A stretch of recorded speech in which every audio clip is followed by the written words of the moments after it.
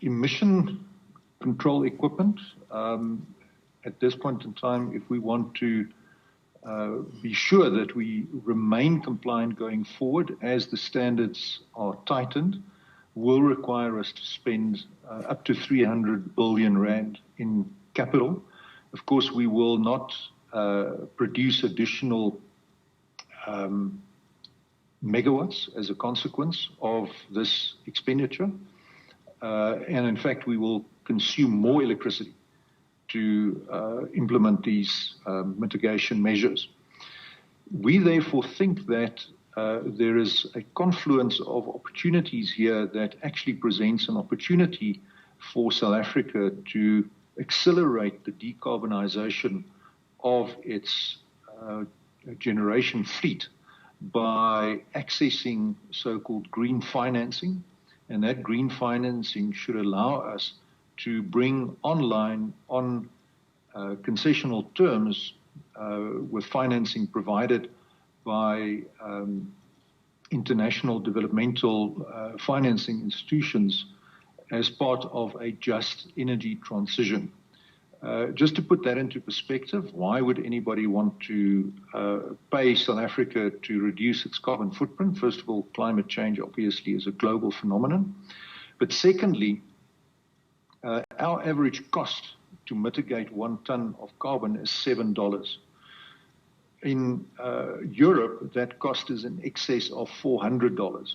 So it pays the Europeans, because carbon knows no borders, to rather approach a country like South Africa, and we're not the only ones that stand to potentially benefit from this, and assist us to decarbonize our economy earlier than we had planned.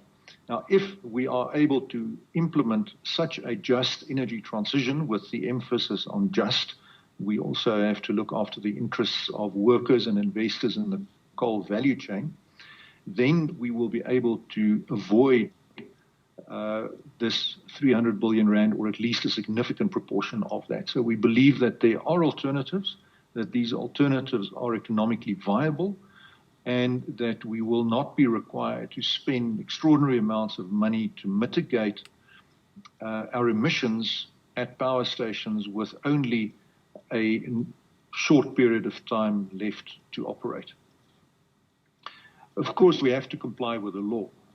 That is a fact, so we cannot flout the law, and we will comply with the required emission standards. In the short term, we need to fix our existing emission control equipment. So the 2 units, Unit 5 and 6 at Kendal, that are currently offline, their electrostatic precipitators, their dust handling plants are being repaired at this point in time, and once these are fully functioning, then those units will be compliant when we start them up again. In the medium term, there are significant investments that we are required to make, first of all, as a consequence of our agreement with the World Bank for the financing of Medupi for flue gas desulfurization that is estimated to cost in the order of about 40 billion.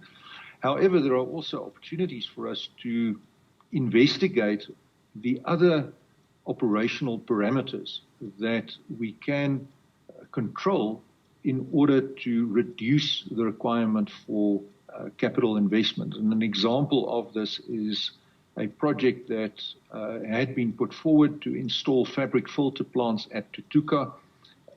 We have since abandoned that project, and the reason why we were able to abandon it while still meeting emission control standards is the fact that by managing our coal quality better and by also managing our operations at that plant better, we felt confident that we could maintain our operations within the required standards. But ultimately, what we need to do is optimize the net present value of every unit in the fleet, having regard to its remaining life. As we've said on a number of occasions in this presentation, the remaining life of our plant is relatively short.